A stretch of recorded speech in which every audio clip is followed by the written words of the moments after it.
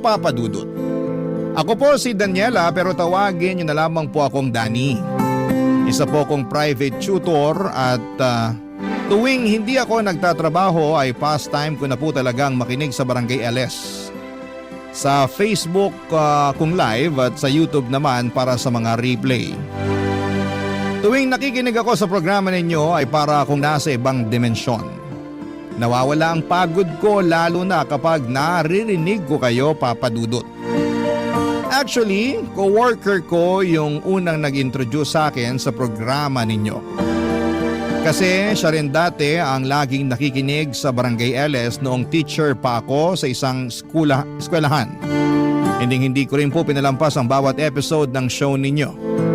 Noong bata pa ako ay malinaw na sa akin na gusto ko talagang maging isang teacher. Laging akong natutuwa at nakakaramdam ng satisfaction kapag tinutulungan ko ang mga kapatid ko o kaibigan ko sa mga homework nila.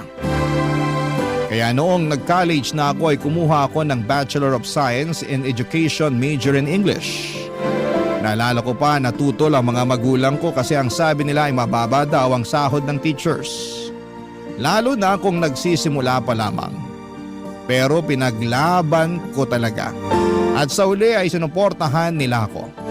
Nang nakapagtapos na ako ay sobrang saya ko at sobrang proud ng mga magulang ko. Nung naglakad ako sa stage para tanggapin ang diploma ko. Hindi ko makakalimutan ang araw na yon.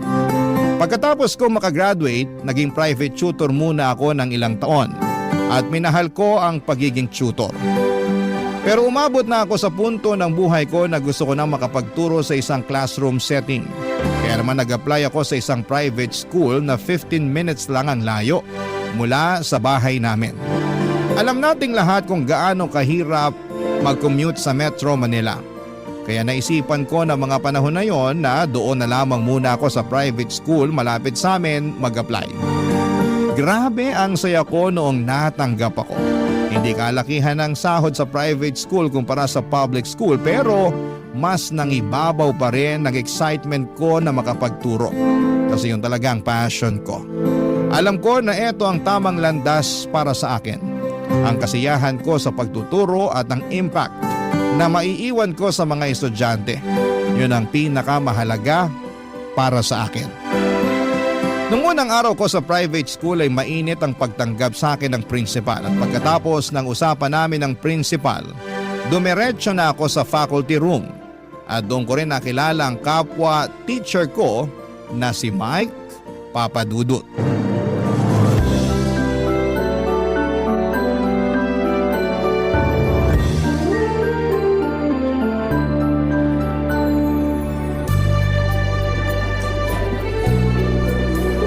Hi, ikaw yung bagong teacher, di ba? Nice to meet you. Mike nga pala. Hi Mike, nice to meet you. Ako si Daniela pero Dani na lang for short. Saang school ka nga pala galing, Danny? Ay, first teaching experience ko to. Seryoso? Oo, I mean, may experience ako sa pagiging private tutor pero first time ko magturo sa isang classroom setting. Kinakabahan nga ako eh. Sa umpisa lang yan, promise. Bigyan mo ng 2 to 3 months. Pinapangako ko sa'yo, masasanay at magsasawa ka rin. Naku, hindi naman siguro. Bata pa lang ako, alam ko na talaga na mahal ko yung pagtuturo. At nung naging private tutor ako, never naman akong nabagot o na-burnout. Pero kinailangan ko lang talaga mag-apply para mapakinabangan ko rin naman yung diploma ko, diba? Kung sa bagay, gets ko rin naman point mo. Pero ipapaalala ko lang sa'yo na magkaibang experience ng pagiging tutor at teacher. Dito, marami kang students na kailangang asikasuhin. Kailangan mo talagang isa-isahin yung mga yan. Kung sa bagay, ilang taon ka na ba nagtuturo dito?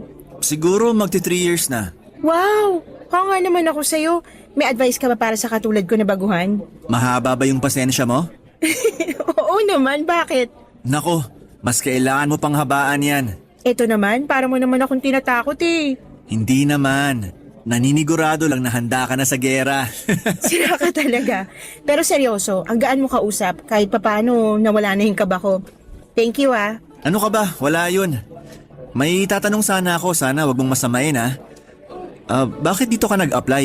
I mean, di hamak na mas malaki yung sahod sa public school. Malapit lang kasi yung bahay namin dito. Aanin ko naman yung malaking sahod kung stress na stress naman ako sa commute, diba? Saka isa pa, hindi pa ako nakakapag-board exam. Matanong nga rin kita, bakit hindi ka pa lumilipat ng public school? Sa totoo lang nakakahiyamang aminin pero hindi pa kasi ako nakapasa ng board. Tapos ganun rin, isang sakayan lang ng MRT yung inuupahan kong apartment. At natutunan ko na rin kung paano i-budget yung sahod ko. So ayan. Hoy, ano ka ba? Walang nakakahiya dyan.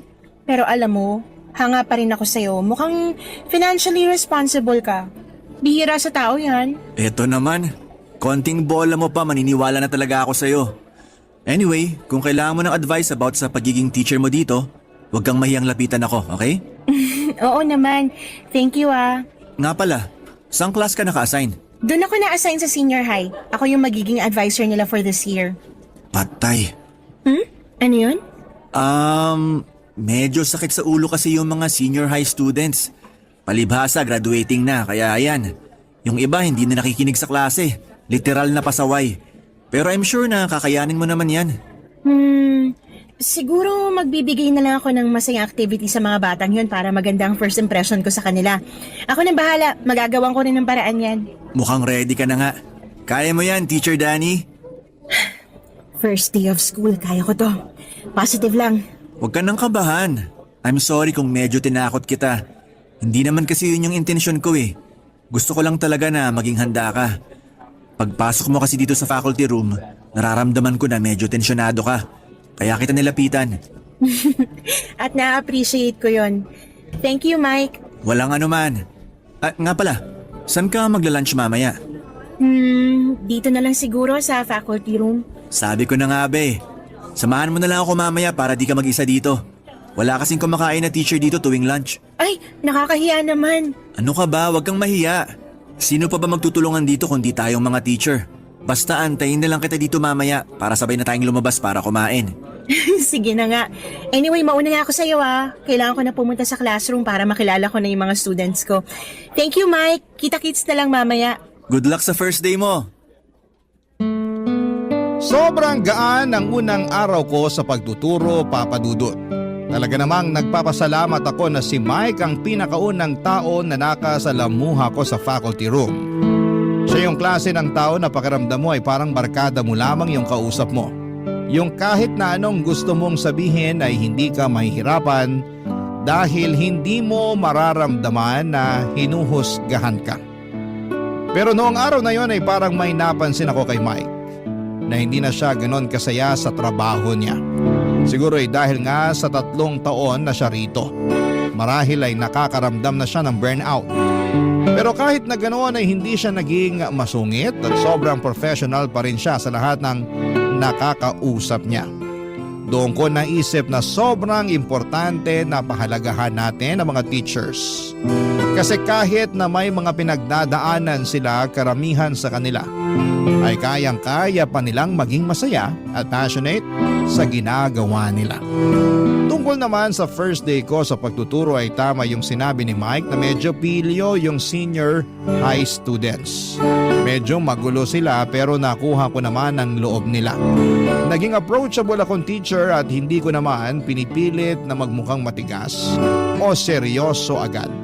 Pero inilinaw ko sa kanila na hindi ko ito tolerate ang disrespect at may mga boundaries na kailangang respetuhin. At so far ay naging maayos naman ang trato sa akin ng mga estudyante ko. Pero Papa Dudut, may napansin akong isang estudyante na palaging uma-absent. Si Janine. Sobrang nag-worry ako dahil 3 araw na siyang hindi pumapasok. Hindi ko maiwasang magtaka at unti-unting nagkaroon na ako ng pangambang may problema siyang kinakaharap. Noong tinanong ko ang mga kaklase niya ay parang walang gustong magsalita. Kaya hindi ko na rin sila pinilit. Hindi ko pa nga alam kung paano tutulungan si Janine kung hindi ko siya makakausap. At baka may dahilan kung bakit hindi siya pumapasok. Yung mga tanong na patuloy na umiikot sa isipan ko. May sakit ba siya? May pinagdadaanan ba siya sa bahay? May dahilan ba siya kung bakit siya hindi pumapasok? Ay patuloy na naging isang mabigat na alalahanin para sa akin bilang isang guro. Parang bilang guro may obligasyon akong maging maalaga at makiramay sa mga estudyante ko. Kaya nga parang nanay ang pakiramdam ko. Nagmumuni-muni sa kung ano ang kalagayan ng isang estudyante. Noong bumalik ako sa faculty room noong break time ay hindi pa rin mawala sa isipan ko si Janine. Mas tumindi ang concern ko bilang teacher. Napansin ni Mike yung pagkabahala ko noong mga panahong yon, Papa Dudut.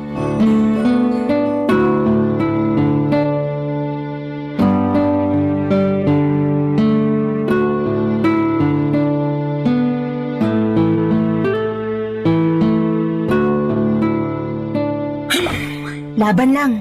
Uy, okay ka lang? Okay lang naman ako. Kaso, pakiramdam ko magkaka-sore throat na ako eh. Ang hirap pala mag-manage ng 24 students sa isang klase. Pero kamusta naman mga students mo? Eto, okay lang naman mga students ko. Pero may isa kasi akong student na magpo 4 days nang hindi pumapasok eh. Siguro oras na para kausapin ko yung principal tungkol sa student na yun. Nababahala na kasi ako eh. Baka may nangyari ng masama doon. Diyos ko po, sana wala naman. Mukhang alam ko na kung sino yung tinutukoy mo. Si Janine ba? Ay, paano mo nalaman yan? First year at second year students lang naman ang mga tinuturuan mo ah. Naging student ko si Janine ng 2 taon. Matinding sakit sa ulo yung batang yan. Uy, teka lang. Baka pinag-iinitan mo lang itong mga senior high kasi naaasar ka sa pagiging pilyo nila ha. Naku Mike, lubayan mo nga mga estudyante ko. Hindi ako nagbibiro, Danny. Hindi mo pa nararanasan ang kamandag ng batang yon kasi hindi mo pa siya nakikita at nakikilala. Uy, sobra ka naman magsalita. Ang harsh naman yata ng judgment mo para pagsalitaan ng mga bata ng ganyan. Diyan ka nagkakamali.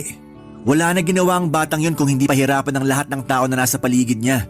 Binabastos niya mga teachers niya ng harap-harapan. At may isang beses pa na nahuli ang umiinom ng alak kasamang barkada sa likod ng school during school hours. At minsan ko na rin nahuli na nag-cheat sa exam. Sinulat niya lahat ng answers sa hita niya. Tapos nung sinabihan ko siya na itaas niya ng konti yung palda niya, pinangalandakan niya sa buong classroom na manyak ako. Uy, totoo? Seryoso ka? Hindi lang yan. Gusto mo malaman kung bakit malakas ang loob ni Janine? At kung bakit hindi siya nabibigyan ng disciplinary action? Bakit? Nanay niya mismo yung principal. Eh, kung ganun, siguro nga oras na para kausapin ko yung nanay niya. Danny, sa tingin mo ba hindi na namin ginawa yan? So ano nangyari? Huwag mo sabihin wala man lang kayo napala. Palaging pinagtatakpan ng nanay niya yung mga kabulastugan niya. Yung ibang teachers nagre-resign na lang kasi hindi na kinaya yung mga pinaggagawa ni Janine. Mike, kalokohan naman yata yan. Tayong nakakatanda dito, dapat tayong nagdidisiplina sa mga batang yan, lalong-lalo na kapag nasa loob ng campus. Madali lang sabihin yan. Pero karamihan sa mga teachers hindi na nag-aabala pa kasi hindi naman ganun kalaki yung sinasahod natin dito. Yung iba lumilipat na lang sa school na mas may magandang offer kaysa mas stress sila sa pangungunsinti ng principal sa anak niya. Hindi ko nga alam kung paano ko natagalan yung batang yun eh. Nagpapasalamat na lang ako nung nawala siya sa klase ko simula nung nag-3rd year siya. Teka lang, since kailan pa to? Simula nung 1st year pa lang siya, ganyan na talaga yan. Sandali lang. So sinasabi mo, matagal niya na tong ginagawa pero nakakapasa pa rin siya sa mga subjects niya? Isa yun sa mga dahilan kung bakit nagsisialisa ng mga teachers dito. Dahil pinagbabantaan ng principal ang mga teachers tuwing hindi niya nagugustuhan ang mga ginagawang pagsumbong ng mga teachers sa anak niya. Pinagbantaan ka rin ba niya? Oo. May isang beses na nahuli ko si Janine na gumagamit ng cellphone sa klase ko nung 1st year high school pa lang siya. Kinumpiska ko yung cellphone niya at sinabi ko sa kanya na makukuha niya cellphone niya pagkatapos ng klase. Tapos ayun, binato niya ako ng bag. Pumunta ako sa principal para i-recommend na isuspend si Janine ng ilang araw. Pero ang sabi ng principal, ayusin ko na lang daw yung trabaho ko kung ayaw ko masisante. Ah, kaya pala parang walang pakialam yung mga kaklase niya kahit ilang araw na siyang absent. Tapos tuwing tinatanong ko sila tungkol kay Janine, hindi sila nagsasalita na parang iniiwasan na lang nila si Janine. 5 babae lang ang nakakatiis sa pag-uugali ni Janine at yun ay ang barkada niya. Pero sa tingin ko mababait naman ng mga batang yun. Si Janine lang naman tong bad influence sa kanila eh. Agree naman ako sa lahat ng sinabi mo. At sobrang malitong ginagawa ni Janine na paglabag sa school guidelines at yung ginagawang pangungunsinti ng nanay niya sa lahat ng ginagawa niya. Pero Mike, kailangan nating bigyan ng benefit of the doubt yung bata. Benefit of the doubt? Bakit naman? Kasi sa tingin ko, may pinagdadaanan yung bata Obvious naman na hindi siya natutulungan ng nanay niya sa mga pinagdadaanan niya kasi palala ng palala yung behavior niya eh. Danny, kung ako sa'yo, huwag ka nang makialam. May balak na rin akong umalis sa school na to kapag nakapasa na ako ng board exams. At kung ako sa'yo, mag-take ka na rin ng board exam para mas malaya tayong makakapili ng school na applyan. Hindi itong pinagtitiisan natin ng mga pag-uugali nila dahil wala tayong choice. Nagulat po ako sa lahat ng sinabi sa akin ni Mike noong mga panahong yon, Papa Dudut. Sobrang kinilabutan ako sa mga bagay na nangyayari sa school na hindi ko alam noon. At hindi ko inakala na may ganitong mga nangyayari sa paligid ko. Sa totoo lang ay parang ang layo sa normal na buhay estudyante ang mga kwento ni Mike tungkol kay Janine. Kaya't hindi ko maiwasang mag-alala at magtaka. Pero ang pinakamalakas na nangibabaw na nararamdaman ko ay ang lungkot at awa para kay Janine. Sa mga kwento pa lamang ni Mike ay ramdam ko na hindi siya lumaki sa isang ordinaryong pamilya. Parang may mga bigat siyang pinagdadaanan na hindi ko kayang lubos na maintindihan. At nararamdaman ko na hindi niya kayang iparating ang kanyang nararamdaman sa ibang tao.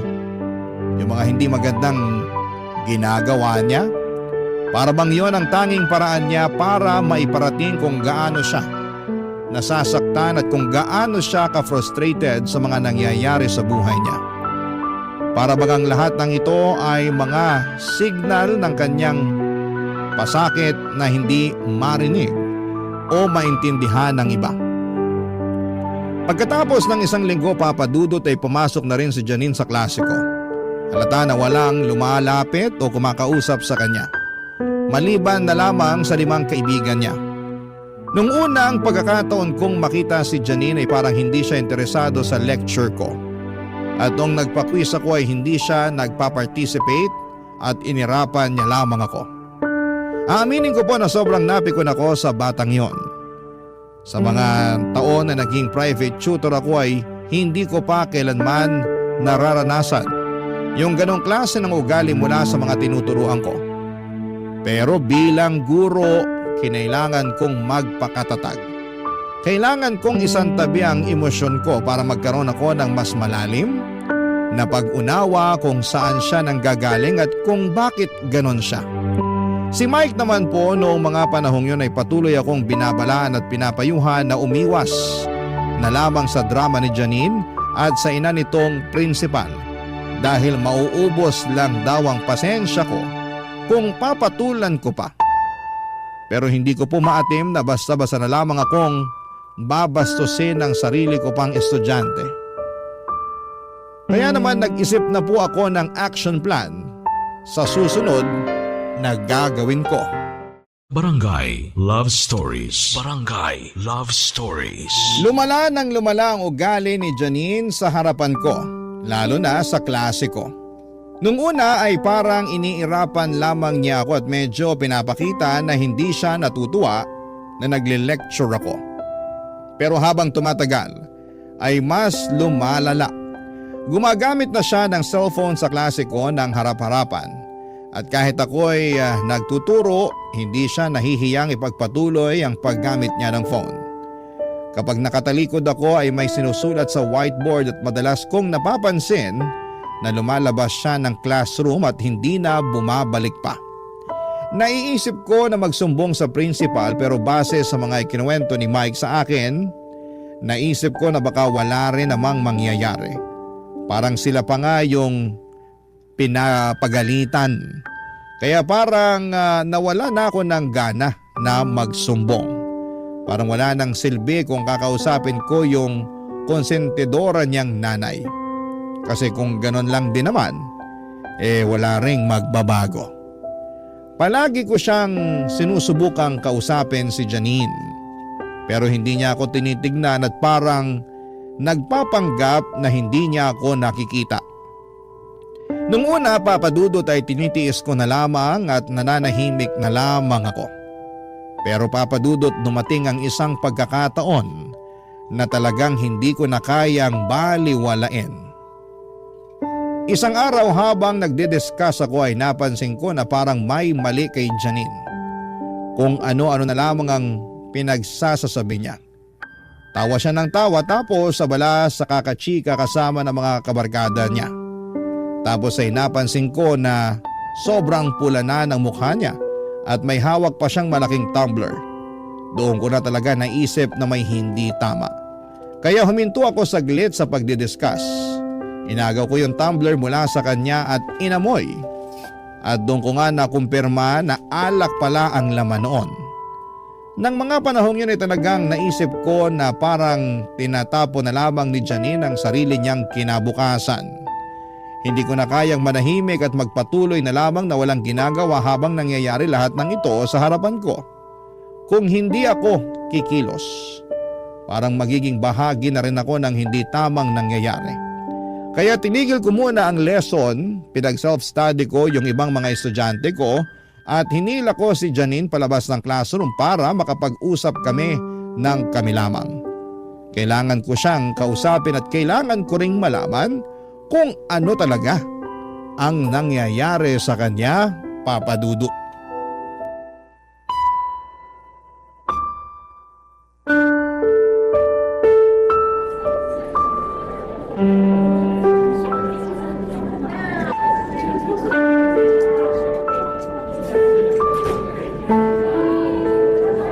Ano ba? Bitihon mo nga ako. Umakahila ka naman. Aray! Hoy Janine, matagal na kitang pinagpapasensyahan at matagal akong nanahimik sa mga kawalang hiyaan na pinagagagawa mo sa klase ko. Pero ito, hindi ko na ito mapapalampas. Alam mo ba na pwedeng kitang ipasuspend sa ginawa mong pag-inom ng alak sa klase ko? At bakit? Anong gagawin mo? Isusumbong mo ako sa principal? Gusto mo tulungan pa kita? O eto, cellphone ko. Hanapin mo na lang sa contacts ko yung nakapangalan ng mommy. Senior high ka na, Janine. Isang taon na lang at gagraduate ka na. Yun na kung makakagraduate ka. Sa tingin mo ba may matatakbuhan ka pang mommy sa college kung sakali man na makapagtapos ka ng senior high? Pinagbabantaan mo ba ako na hindi ako makakapagtapos? Hoy Daniela, subukan mo lang talaga na ibagsak ako sa subject mo at sisiguraduhin ko na makikita mong hinahanap mo. Janine, yung bunganga mo! Amoy alak, I know. Janine, makinig ka sa akin, ha? Kung meron man dito ang gusto na makapagtapos ka, ako yon. Sa tingin mo ba hindi ako naaawa o nasasaktan para sa'yo tuwing naririnig ko yung mga sinasabi ng ibang teachers at students tungkol sa'yo? Ano bang alam mo sa buhay ko, ha? Wala kang alam at wala kang pakialam. Siguro nga. Pero isa lang ang alam ko. Hindi valid na reason yung nararamdaman mo para pahirapan at saktan mo yung mga taong nasa paligid mo. Kung gusto mo i-share mo sa akin yung nararamdaman mo, nandito lang ako para pakinggan ka. Pero kung ayaw mo magsalita, irerespeto ko yan. Gusto ko lang na maka-move on ka na sa phase ng buhay mo na to. Gusto ko na magbago ka na once nakatungtong ka na ng college. Pero, Janine, kailangan mo maintindihan na kailangan mong pagtrabahuhan ng maayos yung grades mo para makapasa at makagraduate ka. Sino ba may sabi sa'yo na gusto ko mag-college, ha? Napaka-assuming mo. Nanggigigil ako sa'yo, intrimitida. Kung hindi ka magka-college, anong gagawin mo? Magmumukmok at tutunganga ka na lang sa bahay ninyo? Labas ka na doon, ma. Oops, I'm sorry. Ibig ko sabihin, Teacher Danny. Janine, sabihin mo nga sa akin, aside sa uminom at magbulakbol, ha? Ano ba usually ginagawa mo sa free time mo? Bakit mo naman naitanong yan? Walang mawawala sa'yo kung sasabihin mo na lang sa akin. Mahilig akong magsulat ng sarili kong stories. Oh, okay. Maganda yan. Anong klaseng stories naman? Horror stories, love stories. Mahilig ako magsulat. Teka, sandali lang. Saan ba papunta tong usapan na to? Aware ka naman siguro na hindi ka nagpa-participate ng maayos sa klase ko, di ba? Binabaliwala mo yung quizzes natin, hindi ka nagsasubmit ng projects, at kadalasan nagkakating classes ka pa. O ano nga yun? Bibigyan kita ng pagkakataon na makabawi sa mga na-miss mong quizzes at projects. Since homeroom at English teacher mo naman ako, bibigyan kita ng 2 weeks para gumawa ka ng 200 pages na novel.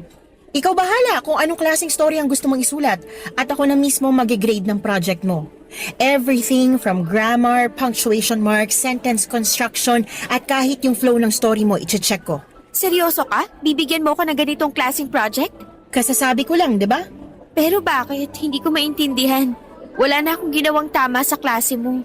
And ito yung first time na may teacher na nagbigay sa akin ng ganitong klaseng konsiderasyon. Oo, aaminin ko na pipikon ako sa'yo at nauubos ang pasensya ko tuwing tinatarayan mo ko sa klase natin.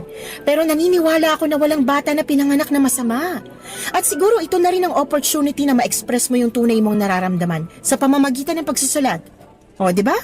Mararamdaman mo na nga ang satisfaction ng pagsusulat, nakabawi ka pa sa subject ko.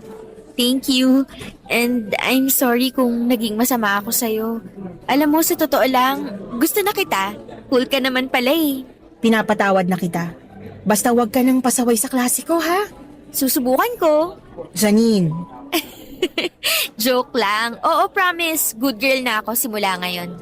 nga pala, kailan mo natuklasan na mahilig ka pala magsulat? Maaga kasi kaming iniwan ng tatay ko. Habang lumalaki ako, yung mommy ko naman halos walang time para sa akin. Umuwi na lang si mommy kapag matutulog na kasi sobrang busy ng trabaho niya bilang principal. So yun, gumagawa ako ng sarili kong kwento na kunwari nagkabalikan daw sina mommy and daddy or kunwari maayos ang relationship namin ni mommy. Parang ganun. So, ibig mo sabihin hindi kayo bati ng mami mo? Oo, matagal na. Alam mo, pwede mo akong kausapin after class. Willing ako makinig. Na-appreciate ko yun. Thank you, Teacher Danny. Siyempre naman. Pero sa ngayon, kailangan na natin bumalik ng classroom. Lapitan mo na lang ako pagkatapos ng klase mo, okay? Sige po. Halika na. Pagkatapos ng klase ay lumapit sa akin si Janine at tulad ng napagkasunduan namin, ikinuwento niya sa akin ang lahat ng nararamdaman at pinagdadaanan niya. At doon ko napagtanto ang mga bagay na hindi ko noon lubos na naisip. Napag-alaman ko na ang dahilan kung bakit parating pinagtatakpan ng principal si Janine ay dahil gusto niyang makabawi sa anak niya. Sobra siyang nagigilty dahil madalas ang tita pala ni Janine na nag-aalaga kay Janine noong bata pa siya. Habang ang nanay niyang principal ay laging abala sa trabaho. Dahil dito ay lumaki si Janine na malayo ang loob sa kanyang tunay na magulang. Kaya nagkaroon siya ng mga sama ng loob dito. Kaya noong nagkaroon ng pagkakataon ng nanay ni Janine na makasama ang anak niya sa iisang eskwelahan, halata na gagawin niya ang lahat upang makabawi sa anak. Kahit na alam niyang mali ang paraan niya ng pagbawi. Ngunit habang nag-uusap kami ni Janine ay nagkaroon ako ng mas malalim na pag-unawa sa sitwasyon ni Janine. Hindi ko lang siya nakita bilang isang estudyante kundi bilang isang batang may mga pinagdadaanan. Dahil sa pag-uusap namin na yon ay mas lalo pang gumaan ang loob ni Janine sa akin. Nawala yung dating malditang Janine at mas nakikinig na siya sa klase ko. Kinalaunan ay natapos din niya ang project na ipinagawa ko sa kanya at nakita ko kung gaano siya nagsikap. Sobrang nakakataba ng puso at nakaka-proud isipin sa mga simpleng hakbang ko bilang guro ay naging bahagi ako ng pagbabago ni Janine. Pero papadudot na guguluhan pa rin ako sa ginagawa ko noon. Tama ba na kinausap ko si Janine na parang isang kaibigan? Tama ba na pinakinggan ko ang kanyang mga personal na problema? Aaminin ko hanggang ngayon ay medyo mabigat pa rin ang kalooban ko. Dapat kasi ay may mga boundaries sa pagitan ng guro at estudyante. Ngunit ng mga panahong yon, yun lang ang naisip ko na kailangan kong makialam sa buhay ni Janine upang mas maintindihan ko siya. Pero ngayon na-realize ko na mali yung sobra kang friendly sa students mo. I mean, hindi ko naman sinasabi na dapat ay sungitan mo sila pero gaya ng sabi ko ay mahalaga pa rin na may mga boundaries. Ilang linggo pagkatapos ng pangyayaring yon ay napansin ko si Janine na patuloy na nagtitext ng palihim habang nagdidiscuss ako. Sobra ko nadismaya kasi akala ko ay wala na yung Janine na pasaway. Dahil gusto ko talagang maging fair na teacher sa lahat. Hindi ko na pinalampas at kinonfiscate ko ang cellphone niya. Nagwala siya, nagdabog at lumabas pa ng classroom. Sobrang nakakapanghinayang papadudot. Kasi akala ko ay nagbago na siya pero parang bumalik siya sa dati. Parang lahat ng mga payo at pakikinig ko sa kanya ay nawala na lang bigla. Pagkalipas ng 15 minutes, noong nag-break na yung mga estudyante ko, saka ko siya hinanap para kausapin.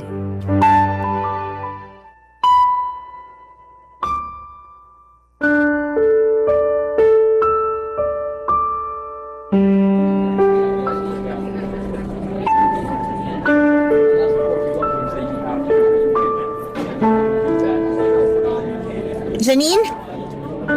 Janine! Ano? Ba't ka nag-walk out sa klase ko, ha?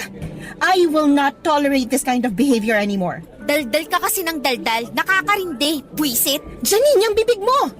Tungkol saan ba to, ha? Tungkol dun sa cellphone mo na kinonfiscate ko in the middle of the class? Napaka-importante ba ng ka-textmate mo ng mga time na yon at hindi na makapaghintay yun hanggang sa matapos yung klase ko, ha? Bakit mo pa ako pinagdidiskitahan? Ano bang problema mo sa akin? Janine, wala akong problema sa'yo. Labag lang talaga sa school guidelines yung ginawa mo. Pero nakita mo naman na palihim ako nagte-text kanina, di ba? Eh di sana hinayaan mo na lang ako. Abala ka. So ano? Dapat pa ba akong magpasalamat sa'yo? Kasi dati nagte-text ka sa klase ko ng harap-harapan pero ngayon patago na? Pambihira. Actually, oo. At pasalamat ka rin na hindi ka pa nasisisante kasi hindi pa kita nasisiraan kay Mommy. Ano na lang kaya ang sasabihin ni Mommy pag nalaman niya na inaapi-api mo ko? Ibang klase? Alam mo, Janine, I am so disappointed. Sa tingin mo ba hindi nadurog yung puso ko nung kinailangan kong i-confiscate yung cellphone mo? Sobra akong nanghihinayang kasi para mo na rin tinapon lahat ng improvement at achievements mo. Eto na nga palang cellphone mo. Sa susunod na makita pa kitang nagte-text sa klase ko, ha? Magpasensyahan tayo. Too bad dahil akala ko iba ka kumpara sa ibang teachers dito. Pero yun pala, pare-pareho lang kayo. So ganun na lang yon? Wala ka na ba talagang pakialam sa consequences ng mga actions mo? Akala ko ba nagbago ka na? Pero look at you now! Wala ka pa rin pinagkaiba sa dati. Ang kapal din ng pagmumukha mo dahil sa ginawa mong pag-confiscate sa phone ko para mo na rin akong pinahiya sa buong klase. Alam mo, dapat hindi mo na ako kinausap nung simula pa lang eh. Anong akala mo sa akin ha? Sirang project na kailangan mong ayusin? Tama ka. Kasi kung alam ko lang na magkakaganito ka, dapat simulat sa pool pa lang hindi na kita kinausap na parang kaibigan. Dapat sinumbong na lang kita sa nanay mo kahit malabo na pakinggan niya kami mga teachers. So anong balak mo ngayon? Isusumbong mo ako? Ganun ba ang gusto mong gawin, ha? Oo, at hindi mo ako mapipigilan. Panahon na para may pumutol dyan sa sungay mo. Nako, Dani, kung ako sa'yo, pag-iisipan ko muna ng mabuti yan. Sige ka, ikaw rin. Ano ibig mo sabihin? Sa tingin mo ba hindi ko napapansin kung paano ka tingnan ni Sir Mike habang kumakain kayo ng lunch nitong mga nakaraang araw? Sa tingin mo ba hindi ko nakikita yung mga pasimple niyang sulyap sa'yo? Ano kaya ang mangyayari sa'yo kapag pinalabas ko kay Mommy na nakikipagrelasyon ka sa kapwa mong teacher? Ganyan ka na ba talaga kamalisyosa, ha? Hindi ako natatakot, Janine. Kasi alam ko na wala akong ginagawang masama at tapat ako sa propesyon ko. Akala mo kung sino kang hindi makabasag pinggan, pero malandi ka rin palang haliparot ka. Hindi ko hahayaan na madumihan ang integridad ko dahil lang sa mga malisyosong akusasyon mo. Talaga lang ah? Oo, totoo. Kumakain kami na magkasabay pero wala kaming ginagawang masama. Sige, kwento mo yan eh. Pero kapag kinuwento ko na kay Mommy ang lahat ng to, sa tingin mo, sinong papanigan at papaniwalaan niya? At kapag kumalat na ang lahat ng to, sa tingin mo, sinong mapapahiya? Wala kang kasing sama, Janine. Ngayon, hindi na ako nagtataka kung bakit umaalis ang mga naging teachers yun noon. Ha? At kung bakit walang nakakatiis dyan sa pag-uugali mo. Anyway, may offer ako para sa'yo. Makinig ka. Hindi ako magsasalita o magsusumbong kung may ipapasok ka sa bibig ko para manahimik ako. Diretsuhin mo na ako. Kulang yung binibigay sa akin ni Mommy na allowance. Usually sakto lang para sa lunch ko. Kulang na kulang para sa gimmick ko this weekend. Kailangan to ng at least 3,000 pesos. Nagpapatawa ka ba? Mukha ba ako nagpapatawa, Daniela? Ang bata-bata mo pa pero blackmailer at extortionist ka na. Naghihintay ako ng sagot mo, so ano na? Gusto mo ng sagot? Pues hindi. Yan ang sagot ko. Wala akong ibibigay na pera sa'yo. Sure ka na ba dyan? Dani, wag mo nang pahirapan ang sarili mo.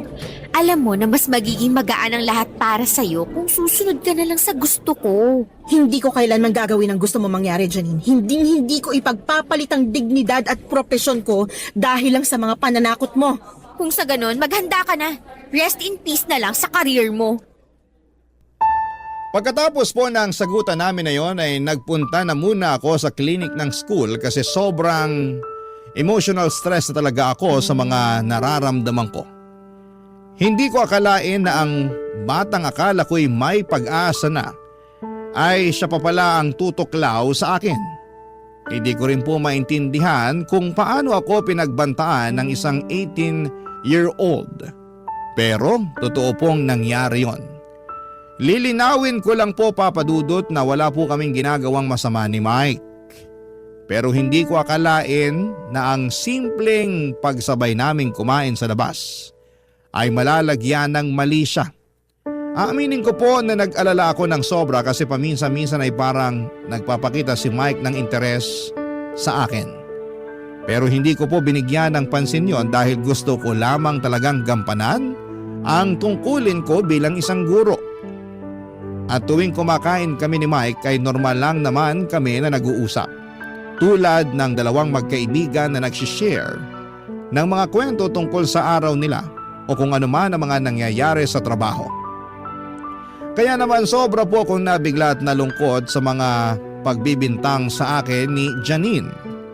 Sa mga sinabi ni Janine ay parang matagal na niya kaming pinagmamasdan ni Mike na may halong mali siya. And speaking of Janine, palala po siya ng palala at wala pa ring pagbabago sa ugali niya. Pero napuno ako noong nakita ko na vinavandalize niya yung record book ko at ni isa sa mga estudyante ay walang gustong umamin.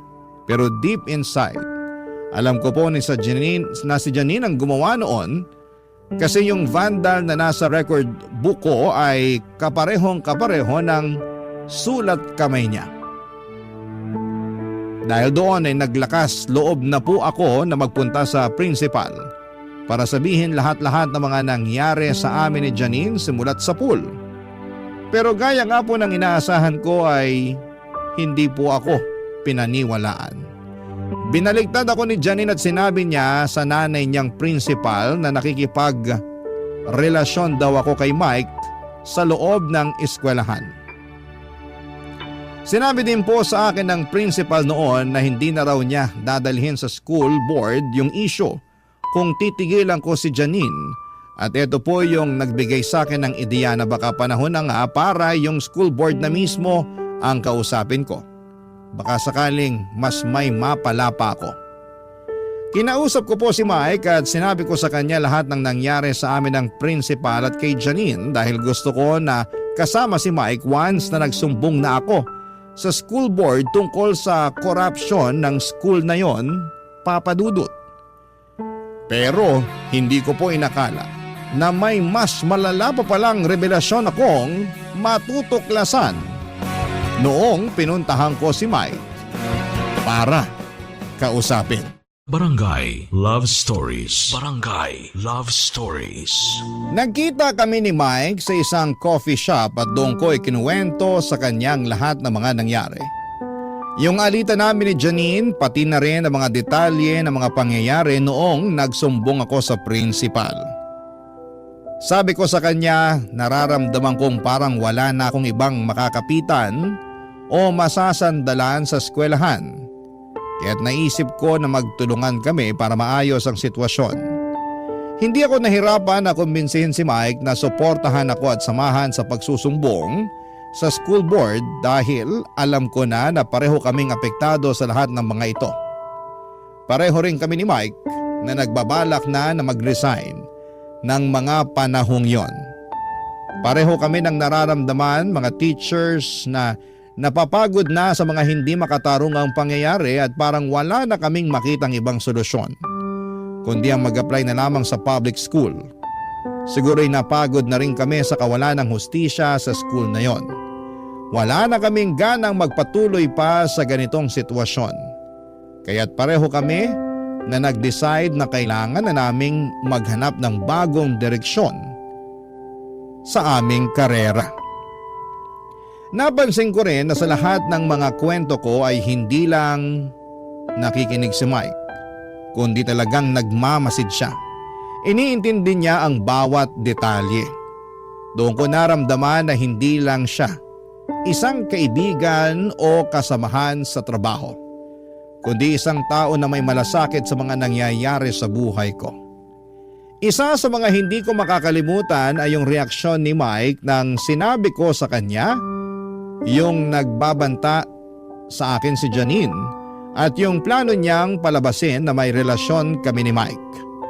Nang sinabi ko sa kanya ay mukha siyang nagulat at labis na nag-alala para sa akin.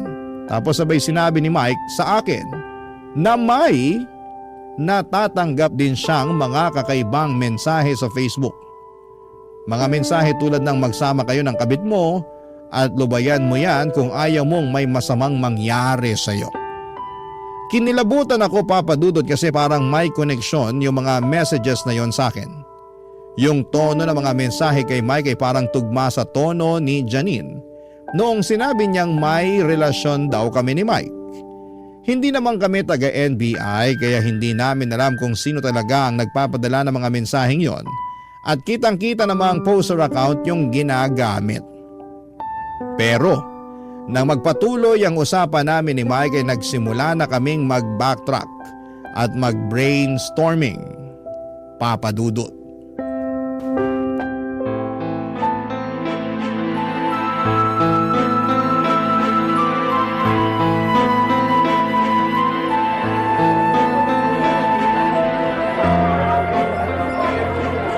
Dadanak ang dugo kung hindi mo pa siya lulubayan. Mike! Literal na death threat na yan, oh! Ba't hindi mo man lang naisipang i-block yan? Nawala sa isip ko to noong mga panahon na yon kasi akala ko troll lang na walang magawa. At isa pa, pwedeng-pwede ko kasuhan ng grave threat to kung sakasakali. Kaya hindi ko na binlock para marami akong ebidensya laban sa kanya. Ayaw ko sana manghusga pero Pero, familiar sa akin yung tono ng mga messages na yan. anong ibig mong sabihin? Nagkaroon kami ng alitan ni Janine kanina. Galit na galit siya habang sinasabihan niya akong malande dahil palagi ka raw nakatingin sa akin. Wala namang masama doon ah. Wala naman tayong ginagawang kabulastugan. Lalong-lalo na sa loob ng school campus. Exactly! Sandali lang. May phone number ka ba ng mga students mo? May one time na kinailangan kong hingin yung phone number nilang lahat dahil dun sa field trip. Wait lang, check ko muna kung nasa GC pa. Okay, ito yon. Hanapin mo number ni Janine. Ha? Bakit? Basta, tapos copy mo.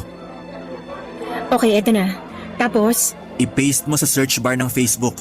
Okay, gets ko na. My goodness, tama nga yung hinala ko.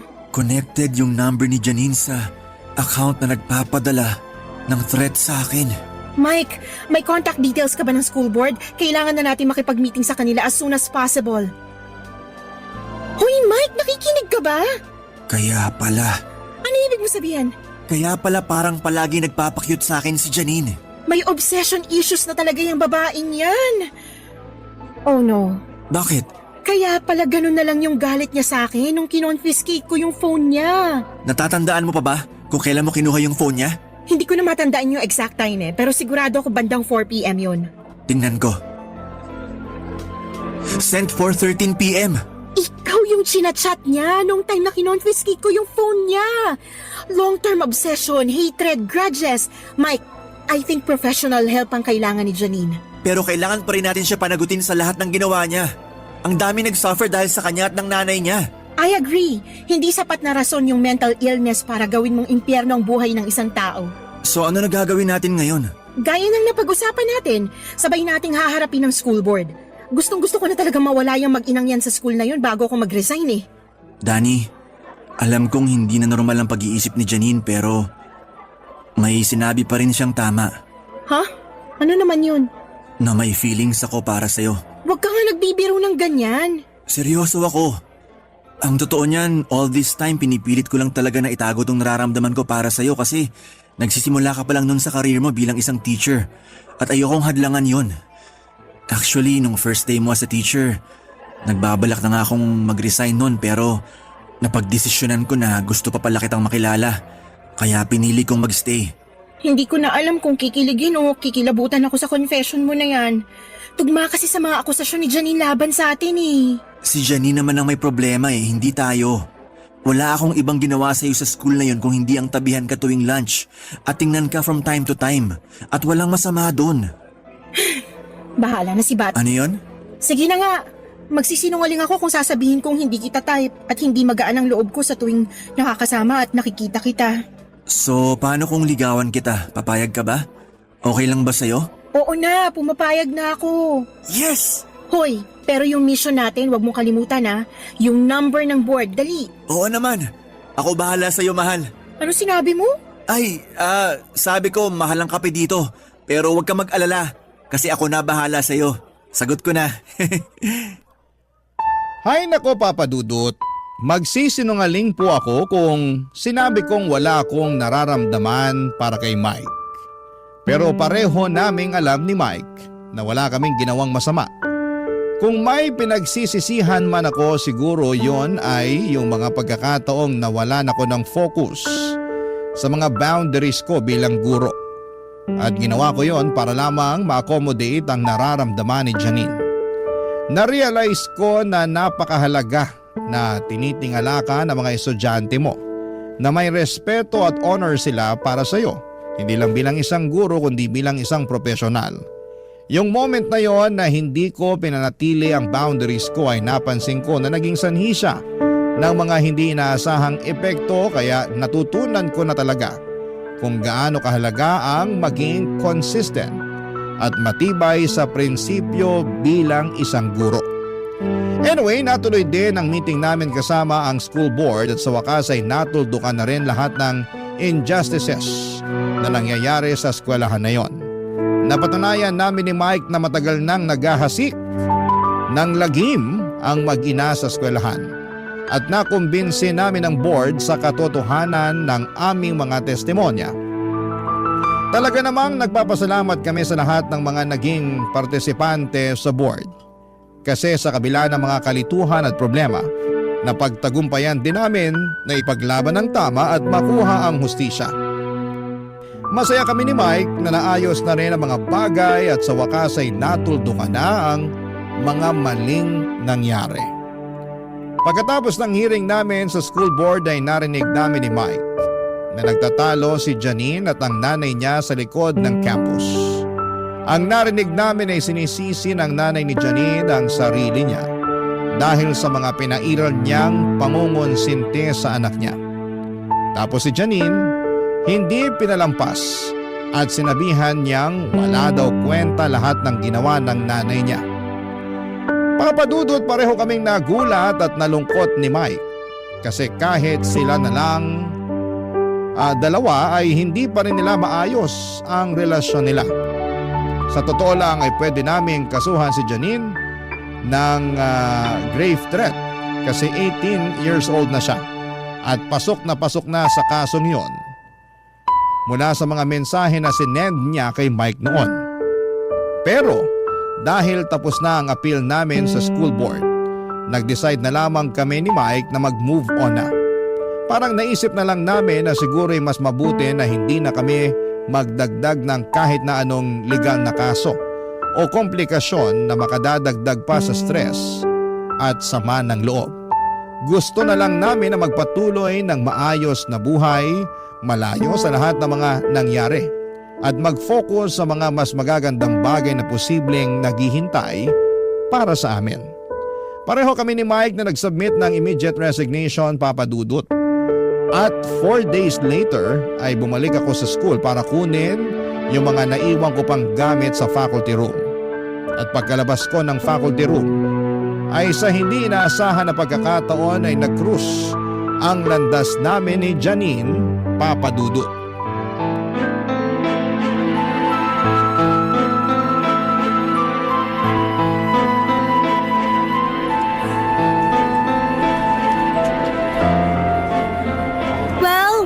Well, tingnan mo nga naman. Janine, tapos ng responsibilidad ko sa'yo bilang teacher mo. Aalis na ako at wala ako sa mood para makipag-usap o makipag-away sa'yo. Congrats nga pala, nakuha mo na ang gusto mo. Nilalayuan na ako ng barkada ko na parang may nakakahawa akong sakit at sirang-sira na rin kami ng mommy ko. Tinanggal na si mommy bilang principal at na-expel na rin ako. Nandito na lang ako para kunin yung mga natitira kong gamit sa locker. So ano, masaya ka na ba? Ha?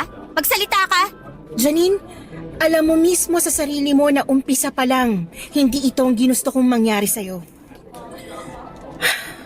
Hindi ako nagkulang sa'yo bilang teacher mo. Plastic ka, sinira mong buhay ko. Tigilan mo ako. Kung naghahanap ka ng taong sisisihin, humarap ka sa salamin. Kung nilayuan mo na lang sana si Mike, hindi na sana umabot sa ganito ang lahat ng to. Sobrang petty mo naman, Janine. For your information lang ha, kinasusuklaman ka ng lalaking kinababaliwan mo. Pagkatapos mo ba naman siyang tagtarin ng death threats gamit ang isang fake account? And for what? Dahil sa walang kwenta mong insecurity sa akin at yung mga akusasyon at spekulasyon mo na wala namang basihan. Akusasyon? Walang basihan? Paano mo nasasabi yan? Eh kayo na nga, di ba? Ahas ka lang talaga. Isa kang malaking sawa. Naturingan ka pa namang teacher, hayop ka. Ayan! Yan mismo ang dahilan kung bakit walang nagkakagusto sa'yo. Masyado kang brat kung umasta. Akala mo sa'yo umiikot ang mundo? Pag galit ka, kailangan pati buong mundo galit din. Pag hindi mo nakukuha ang gusto mo, nagiging demonita ka. Magbago ka na. Maayos ang buhay ko noon. Pero nasira ang lahat ng yun nung dumating ka. Alam mo, sa totoo lang, nagustuhan naman kita as teacher ko nung una eh. Pero habang tumatagal, mas lalo lang nadadagdagan ang galit ko sa'yo kasi napapansin ko na dikit ng dikit sa'yo si Mike. Janine, hindi na to normal. Teacher mo mismo ang kinababaliwan mo. At isa pa, ilang beses ko bang uulit-ulitin sa'yo na wala kaming ginawang masama ni Mike. And again, nag-resign na kami sa school na to nung sinagot ko siya. So meaning, wala akong nilalabag na rules. Hindi mo na pwedeng gamitin yan against me. Ginampanan ko ng maayos ang pagiging teacher ko sa inyo. Sana maging miserable kayo ni Mike. Sinusumpa ko na hindi kayo magiging masaya. Sana mamatay na kayo at sana mauna ka. Janine, bibigyan kita ng advice as your former teacher and I hope you take this seriously. Go seek professional help. Itong lahat ng pinapakita at ginagawa mo, hindi na to normal. Palagi ka nalang galit, palagi kang may sama ng loob, hindi ka na nga makapag-focus sa sarili mong buhay kasi puro inggit at inis na lang ang pinapairal mo. Hindi ko kailangan ng advice mo. Walang kwenta sa akin yan. Ikaw ang may kasalanan ng lahat ng to. Dahil sa'yo, nawala ang lahat sa akin. Ayusin mo na yung buhay mo. Ito na yung sign para makapagsimula ka ng panibago. I know na hindi naging maganda yung kinalakihan mong pamilya at environment pero hindi mo kailangan magpa-apekto doon. 18 ka na. You're old enough para gumawa ng mga desisyon na makakabuti sa'yo. Actually, wala naman akong problema dito eh. Nagsimula ang lahat ng to nung nireport mo si Mommy sa school board. Dahil hindi na tama yung mga ginagawa niya at yung mga pangungunsinti niya sa'yo. Hindi mo ba nakikita na ang dami-dami niyong nasasaktan at naaapakan na tao? Kung kinaya at natiis ng ibang teachers yung baluktot niyang pamamalakad, pues ibahin mo ko. Nung nadiskubre namin ni Mike na ikaw yung nagpapadala sa kanya ng death threats, mas lalo lang lumakas ang loob ko para i-report ang lahat ng to. Alam mo, dapat ikaw na lang dinetret ko eh. Pero hindi ko ginawa kasi akala ko nung una na iba ka sa kanila. That's confession to a crime, Janine. Nare-realize mo ba kung gaano katindi at kabigat tong ginawa mo? Kung sa ibang tao mo to ginawa, malamang pinakulong ka na. Mabuti na lang at naawa pa kami ni Mike sa'yo. So anong gusto mong sabihin ko? Thank you? Magpapasalamat lang ako sa'yo pag nahawakan mo na ang magkabilang dulo ng rainbow. Manigas ka! Ang gusto ko, makita ko man lang na may konting bahid ng pagsisisi dyan sa mukha mo. Pero wala eh. Umaasa ka sa wala. Kung may pinagsisisihan man ako, yun ay yung nagtiwala ako sa'yo. At kung may pinagsisisihan man ako, yun ay yung umasa ako na magbabago ka pa. Binigyan kita ng benefit of the doubt, pero hindi ibig sabihin no na kukonsinti ko na lahat ng mga maling ginagawa mo. Kung wala ni isa sa mga teacher mo dati ang naglakas loob na putulin yung sungay mo, pues ibahin mo ko.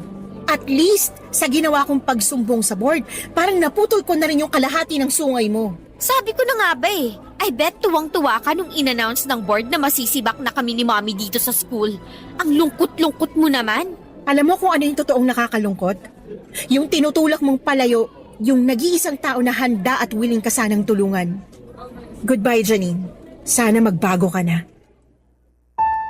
Yun na po ang huling beses na nakita at nakausap ko si Janine at mula noon ay bumalik ako sa pagiging private tutor. At si Mike naman ay nagtrabaho bilang supervisor sa isang call center. Mabuti na lamang po at meron pa akong contact sa mga magulang at estudyante ko noon kaya't hindi ako nahirapan na makabalik sa pagiging tutor. Habang nagtatrabaho as private tutor ay nagtake po ako ng LET o board exam para sa mga teachers. Kahit po hindi ako nag-enroll sa review center at nag-self-study lamang ako ay laking tuwa ko nang pumasa ako sa aking unang attempt. Ngunit sa kasamaang palad ay hindi po nakapasa si Mike. Pero dinamayan ko pa rin siya sa kabila ng kabiguan. Bago ko po makalimutan ay hindi po pala tumigil si Mike sa panliligaw sa akin. Matapos ang isang taon, noong sa tingin ko ay pareho na kaming magkakilala, ay sinagot ko na nga po siya. Naging magaan ang lahat tuwing nakakasama ko siya, Papa Dudut. Hindi siya nagbago at yun po siguro ang dahilan kung bakit lalo ko siyang minahal. Isang taon matapos ko pong makapasa sa board exam ay nag-decide si Mike na mag-take ulit ng board exam at sa kabutihang palad, siya po ay nakapasa na rin sa wakas. Noong lumabas ang resulta ng board exam ni Mike noong December ay sobrang saya namin. Ngayon po kami ni Mike ay nagbabalak na mag-apply bilang mga teachers sa ibang bansa. Ang plano po namin ay mag-ipon habang nagtatrabaho kami doon hanggang sa makabalik kami sa Pilipinas upang dito magretiro. At kapag naging teacher na po ako sa ibang bansa ay malaki po ang tiwala ko sa sarili ko na mas magiging handa na akong gampanan ang mga responsibilidad ko bilang isang guro. Dahil sa mga naging karanasan ko ay nakakasiguro ako na mas magagampanan ko ng maayos ang aking tungkulin. Nais ko rin pong magbigay pansin sa mga guro sa ating lipunan. Maraming tao ang hindi nakakaalam na ang mga guro ay may mga pinagdadaanan din at may mga pagkakataon na sila ay biktima rin ng bullying at paghihirap. Kaya po napakahalaga na maglaan tayo ng oras upang alamin ang kalagayan ng mga guro natin. Dahil sila po ay may malaking papel sa pagpapalaki at paghubog ng ating mga kabataan. Oo nga pala, Papa Dudo, tungkol naman kay Janine ay hindi ko na po siya nakita ever since. Pero may isang pagkakataon po na sinearch ko po siya sa Facebook dahil na curious ako sa kalagayan niya at doon ko po nalaman na hindi siya nakapagtapos ng pag-aaral at may anak na siya. Hindi ko po alam kung ano ang nangyari sa buhay ng batang yon, ngunit taimtim ko pong ipinagdarasal na sana'y magkaroon siya ng bagong pagkakataon na matutunan niyang itama ang mga pagkakamali niya. Papa Dudut, maraming salamat po sa inyong oras at sa pagkakataong may bahagi ko sa inyo ang aking kwento. Makakaasa po kayo na araw-araw pa rin po akong makikinig at manonood sa inyong show. Ang inyong forever kapuso at kabarangay, Danny. Dear Papa Dudut, ang pagiging makulit at matigas na ulo ng isang tao ay nagsisimula sa kanyang kabataan. Habang nagkakaedad, ang tao ay nababawasan ng kakulitan at katigasan ng kanyang ulo dahil nagmamature siya. Minsan ay meron ding hindi nababawasan kahit na matanda na. At kapag tumungtong na ang tao sa mga edad na papalapit na sila sa kanilang retirement, ay bumabalik ang pagiging makulit nila, pati na rin ang katigasan ng kanilang ulo. Madalas natin yon maengkwentro sa mga lolo at lola natin o di kaya sa ating mga nanay at tatay at naranasan ko rin yon sa sarili kong ina. Bago ko ipagpatuloy ang pagkukwento ay gusto ko munang bumati ng magandang tanghali mga kabarangay na katulad ko'y palaging nakikinig sa Barangay Love Stories. Tawagin niyo na lamang po ako sa pangalang Lexer. 30 years old, taga Cubao at nagtatrabaho bilang internal auditor sa isang private company sa Pasig. Nangyari ang kwento ko taong 2024. Malit lang ang pamilya namin ng mama ko, bali dalawa lamang kami ng kapatid kong babae na anak nila ng tatay naming iniwan kami noong araw para sumama sa ibang babae. Simula noon, kaming tatlo na ang naging magkakasangga sa buhay.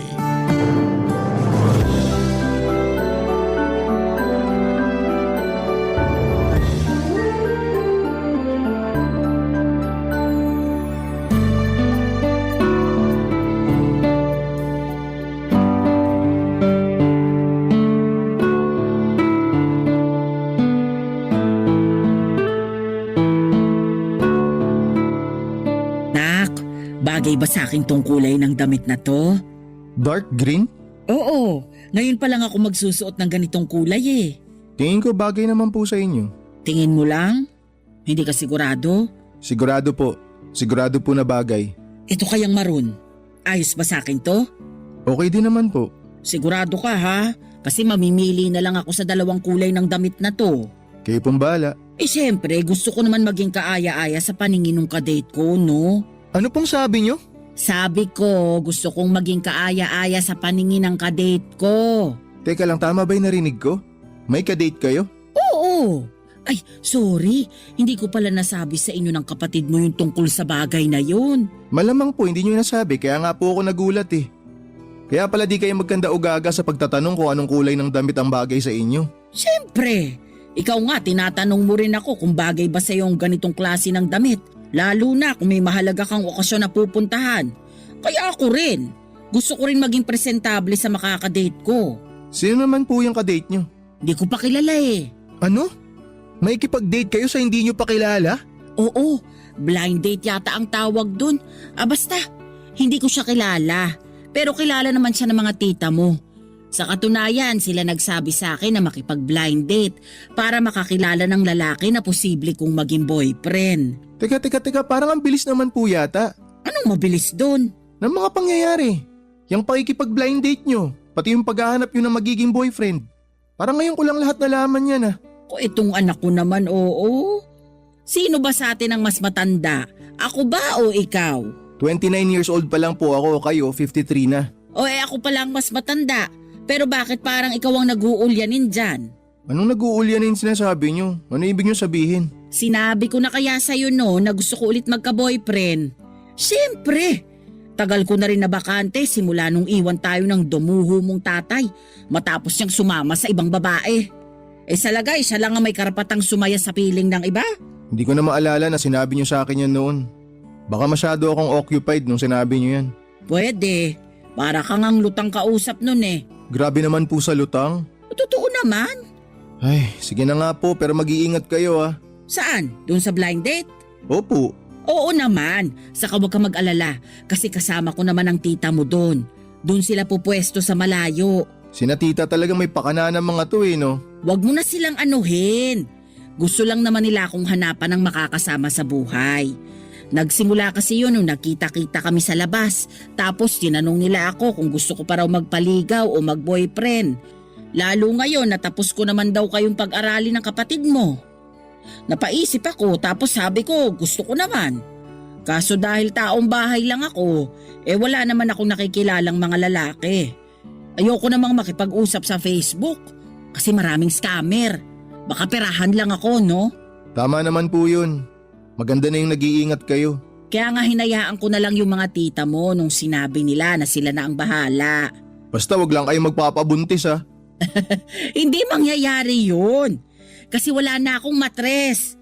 Di ba nga naoperahan ako nung pinanganak ko yung kapatid mong bunso? Ay, oo nga pala.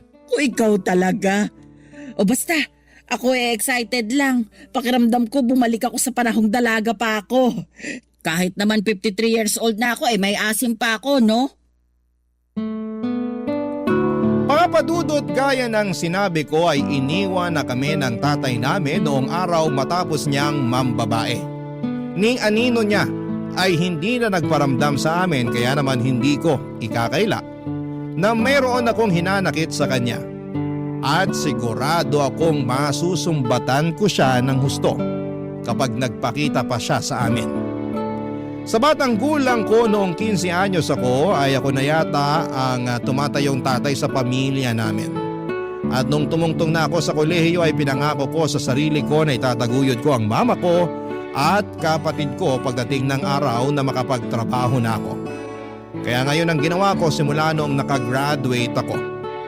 Hindi niyo ako masisisi kasi malaki rin ang pagpapahalaga ko kay mama dahil kinaya niya kaming itaguyod ng kapatid ko. Kahit na mag-isa lamang siya. Sa totoo lang ay hindi ko na mabilang kung ilang trabaho ang pinasok niya para lamang mapag-aral kami at magkaroon ng pambili ng pagkain namin. Idagdag niyo pa yung bayarin niya sa bills at bahay na nirerenta namin noong araw. Kaya nga pinagsikapan ko talaga noon na makapagpundar ng sarili naming bahay kahit na maliit lang.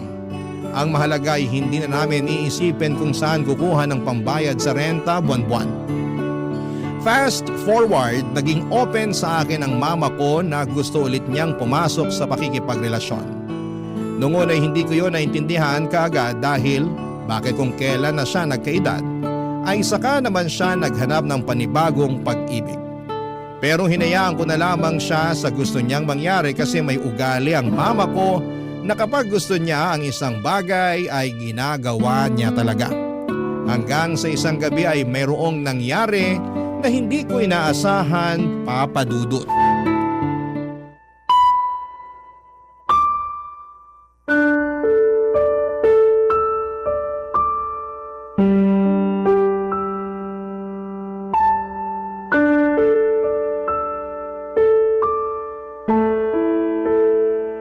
Sira ulong yun. Matapos akong matikman ng ilang beses, bigla na lang akong iniwan sa ere. Sandali. Anong matikman ang sinasabi niyo dyan? Ito namang anak ko. Alam mo na yon. Man naman, bakit nagpagalaw kayo sa lalaking yun? Kayo na ba? Ay, oo naman. Naging kami rin naman, syempre. Walagay mo sa akin. Makikipag-ano sa hindi ko boyfriend? Isa ka diba? Ginagawa naman talaga yun ng magkarelasyon. Kaso lang, ayun, naghanap ng ibang mo kung hindi pala ako type. Nalaman ko na lang na ang gusto ay yung mas mataba saka mas malaki ang balakang. Kaya eto, niniwan na lang niya ako bigla. Ay, parang ang bilis naman po ng mga pangyayari. Di ko alam na naging kayo na pala tapos ngayon malalaman ko na hiwalay na kayo. Saglit lang namang naging kami. Di ko na yata nasabi sa'yo kasi masyado kang busy sa trabaho. Saka masaya ako nun, ganado sa buhay. At laging maaliwalas ang gising ko sa umaga kasi nga kami na. Tapos gaganituhin niya lang ako. Iiwan at ipagpapalit sa ibang babae. Alam mo, sakit-sakit nun, anak. Alam ko po na masakit, kaya nga kung pwede gusto kong makita yung lalaki para masuntok ko sa mukha eh. Ayaw na nga niyang makipagkita sa akin. Di na rin niya kinakausap ang mga tita mo. Biglang naglaho na parang bula. Napakasira ulo naman pala nun.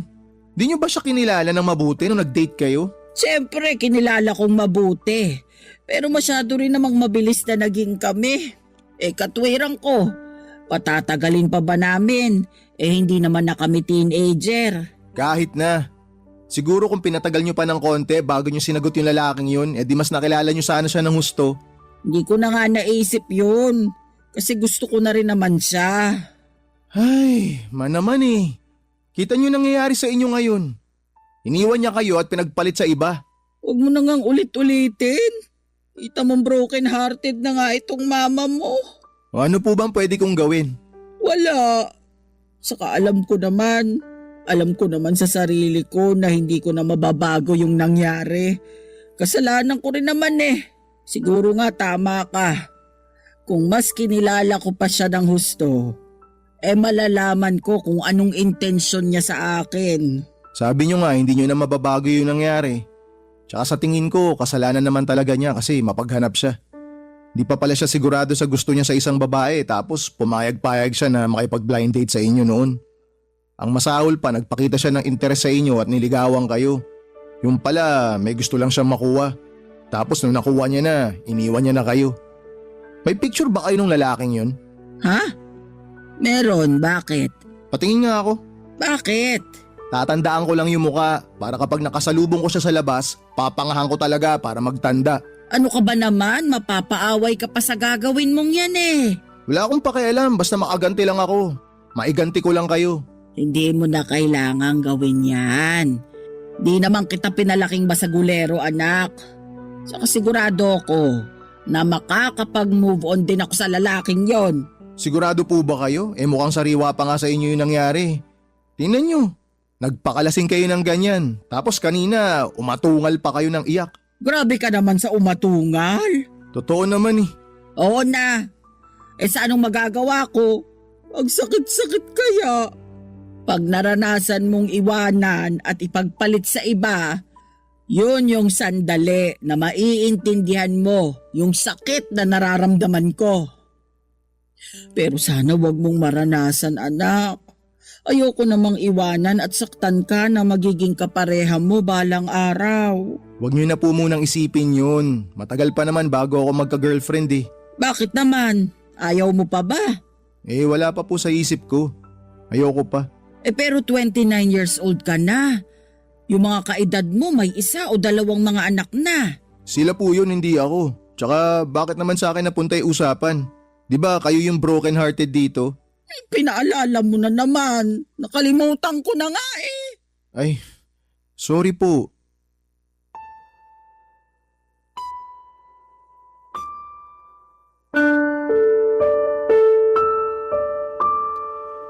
Sa totoo lang ay parang bumalik sa akin yung alaala noong minsang naabutan kong lasing at umiiyak ang bunso kong kapatid sa kanyang kwarto noong araw.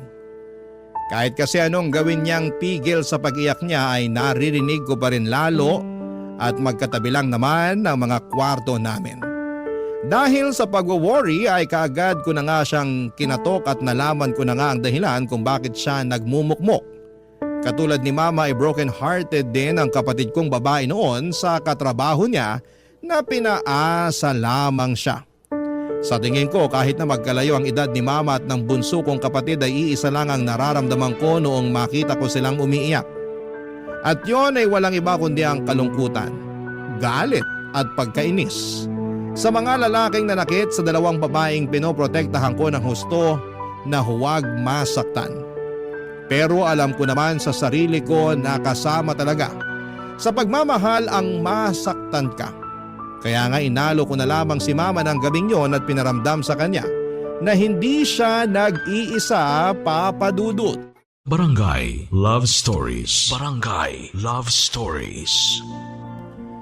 Papa Dudut, hindi ko na masyadong matandaan kung umiiyak ba si mama noong iniwan kami ni Papa noong araw na yon. Siguro oo, pero madalas ay patago para hindi namin makita ng kapatid ko. At ang natatandaan ko na lamang kasi ay yung masipag at porsigidong ina na lahat ay kinakaya para lamang maitaguyod kaming mga anak niya. Kaya nga ang sakit-sakit pala at nakakadurog ng puso na makitang umiiyak si mama ng dahil sa lalaki na yon. Lumipas ang 2 linggo at napansin ko na hindi na nagmumukmok ang mama ko. Naisip ko na baka naka-move on na siya. At mabuti yon dahil para sa akin ay walang saysay ang sayangin niya. Ang kanyang luha sa lalaking saglit niya lamang nakilala. Kaya nga masayang masaya ako nang unti-unting bumalik ang dating sigla at gana ni mama sa buhay, ngunit makaraan lamang ang ilang araw ay meron akong nalaman na siya palang totoong rason kung bakit masaya na naman siya. Papa Dudut.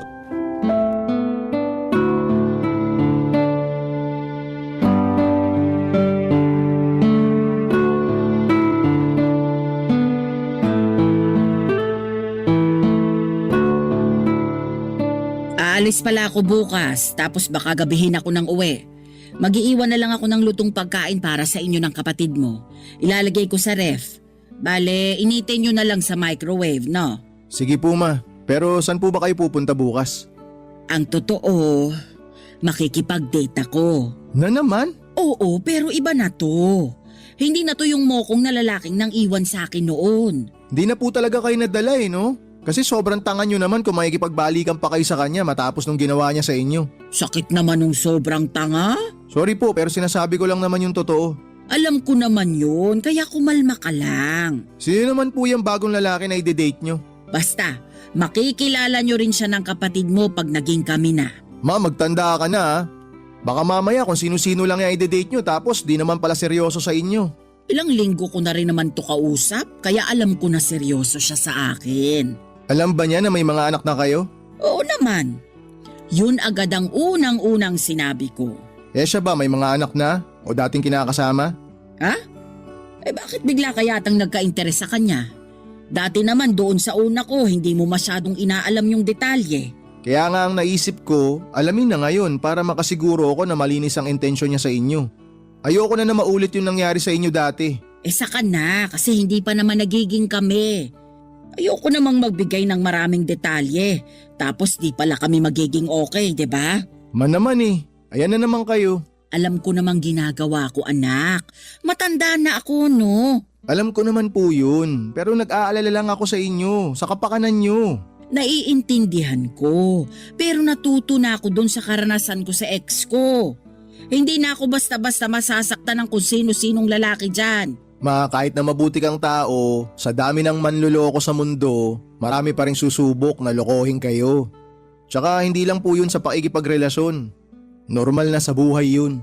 Basta, sinisigurado ko sa'yo na makikilala mo rin siya pag naging kami na. Pangako yan.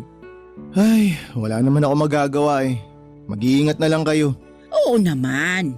May kasama po ba kayo bukas? Wala, ako lang mag-isa. Pero doon naman kami pupunta sa matao. Para kung may gawin siyang masama, mabilis ako makakahingi ng saklolo. Parang bigla akong kinabahan dyan ah. Kumalma ka lang kasi. Kakakapi mo yan, nagiging nervyoso ka na. Dinamay niyo pa yung pagkakape ko. Totoo naman eh. Saka papaalala ko lang ulit sa'yo ha. Hindi na ako bata.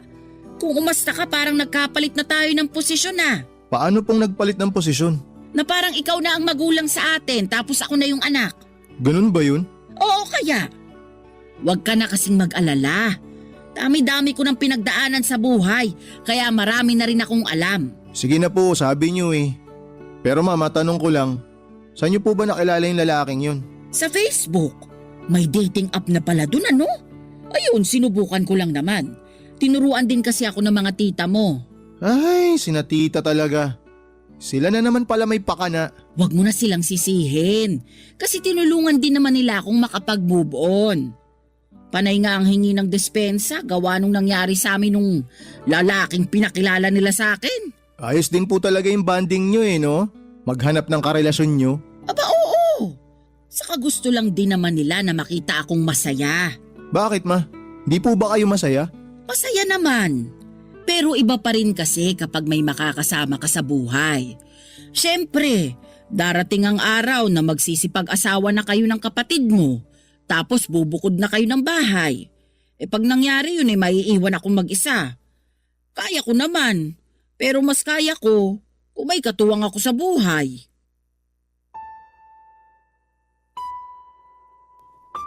Papadudot, tama naman si Mama noong sinabi niya na mukhang nagkapalit na kami ng posisyon dahil parang ako na ang magulang sa aming dalawa. Kung manigurado ako kung sino na naman ang lalaki nagpapasaya sa kanya. Hindi naman sa ayoko na siyang makilala ng iba pero baka lang sa pagmamadali niyang pumasok na naman sa isang relasyon ay masaktan ulit siya ng husto. Siyempre, sino ba namang anak ang gustong makita na umiiyak at nasasaktan ang kanilang mga magulang? Wala naman, hindi ba? Pero aminado rin naman ako na nasa tamang edad na ang mama ko. Hindi rin naman ako kontra sa pag-love life niya. Kung doon siya masaya, ay kaya ko namang maging masaya para sa kanya. Kaya nga hinayaan ko siya na makipagrelasyon ulit doon sa bagong lalaki na kinakausap niya. Basta ipakilala niya ito sa amin ng kapatid ko at nangyari ngayon noong maging sila. Kaso, naking gulat namin noong nalaman naming mas bata pala yon sa kanya ng ilang taon. 27 years old lamang ito samantalang 53 naman si Mama. Agad na umusok ang ilong ng bunso namin kasi masagwa raw tignan na mayroong boyfriend si Mama na kasing edad lamang niya. Pero pinakalma ko siya at sinabi na hanggat napapasaya nito si Mama ay wala namang problema. In short, sinuportahan ko sila sa abot ng aking makakaya kaso'y makaraan lamang ang 2 buwan. Ay nagulat ako nang may inamin si Mama Papadudot.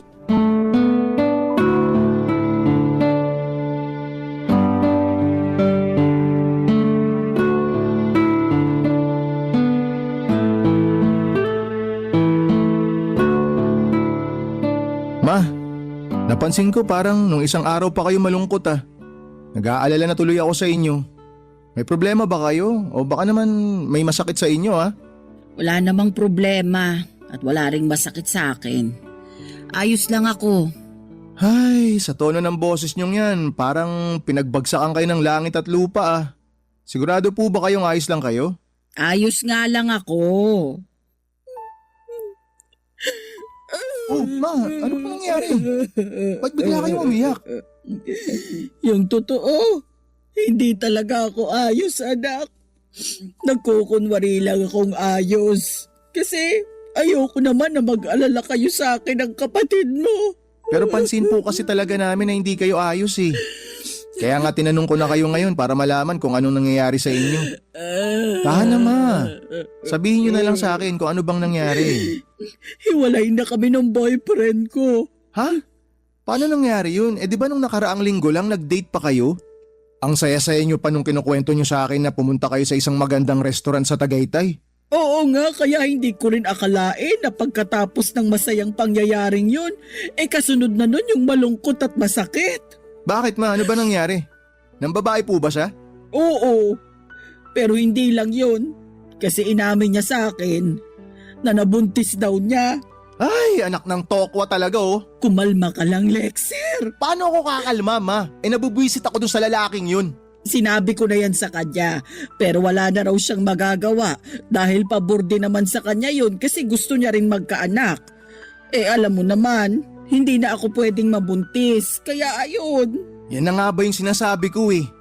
Nakipagrelasyon kasi kayo sa mas bata sa inyo. Natural, gusto pa nun magkaanak. Hindi kayo yung babaeng tutupad sa gusto niyang mangyari. Nung una naman, sinabi niya na ayos lang sa kanya na wala kaming anak, 'di ba? Narinig niyo pa nga yun ng kapatid mo eh. Tapos biglang ganito lang pala ang mangyayari. Narinig nga po namin pero duda pa rin kami kasi 27 years old pa lang yung lalaki. Di nga po kami nagkamali. Kasi ayan, tinan nyo, nangyari na. Sa lagay, ako na lang pala ang walang kaalam-alam na pwede palang mangyari to. Hindi naman po sa ganun pero sana naisip nyo man lang yun. Yung bang pwedeng magbago yung isip ng isang tao? Ginawa ko naman ang lahat. Binigay ko sa kanya yung pangangailangan niya. Nandun na po tayo ma, pero hindi pa rin garantiya yun na hindi niya kayo iiwan. Sinasabi mo ba nakaiwan-iwan ako? Bakit? Kasi matanda na ako? Kasi wala na akong kakayahang magkaanak, ganun ba yun? Ay, ma, hindi po sa ganun. Hindi raw ganun. Pero yun rin ang ibig mong sabihin. Okay, sige, gusto niyo pong malaman yung totoo? Sige, sabihin mo sa akin yung totoo. O ngayon ma, magpapakatotoo na ako ha. Tama naman po kayo sa sinabi nyo na matanda na kayo para makipagrelasyon pa. Kaya bakit di nyo na lang tigilan yung paikipag-blind date nyo sa kung sino-sinong lalaki dyan para makapaghanap kayo na magmamahal sa inyo? Sobra ka naman sa sinasabi mo. Gusto nyo malaman yung totoo, di ba? O ayan, sinabi ko. Sa lagay, porke matanda na ako, wala na akong karapatang makipag-date. Hindi ko naman po kayo inaalisan ng karapatan na makipag-date. Tumututol ba kami ng kapatid ko? Hindi naman, di ba?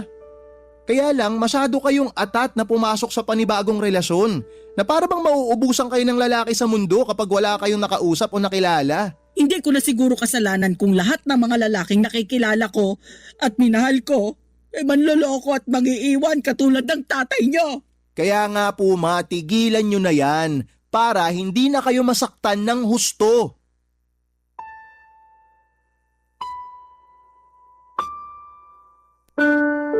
Papadudot galit na galit ako sa kumag na lalaking yon dahil sinaktan at ginamit lamang niya si mama.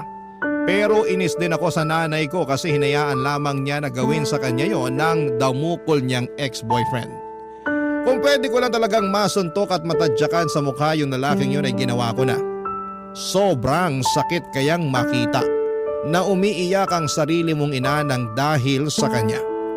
Kaya nga mas lalo akong naging protective kay mama. Kung protective na ako noon pa sa kanila ng kapatid ko ay mas triniple ko pa yon noong mga panahong yon. Bilang unang hakbang ay pinagbawalan ko na si mama na makipag-usap sa mga lalaki.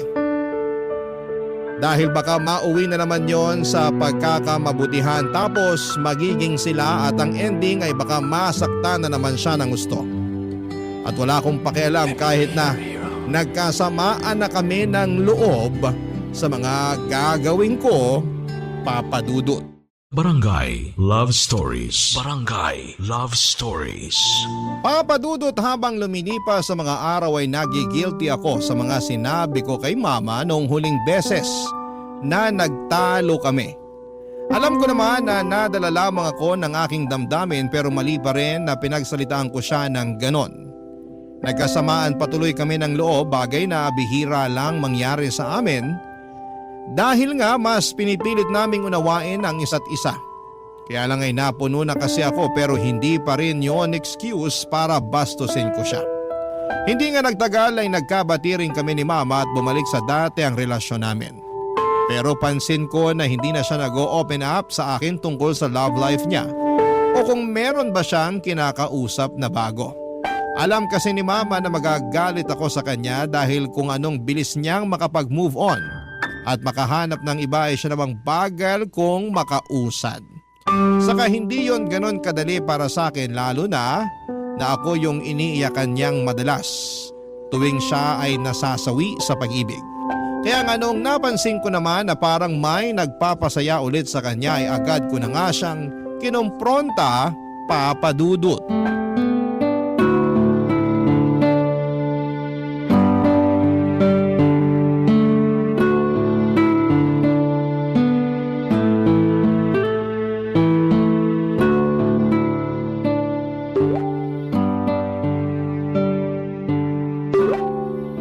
Maumamin nga kayo.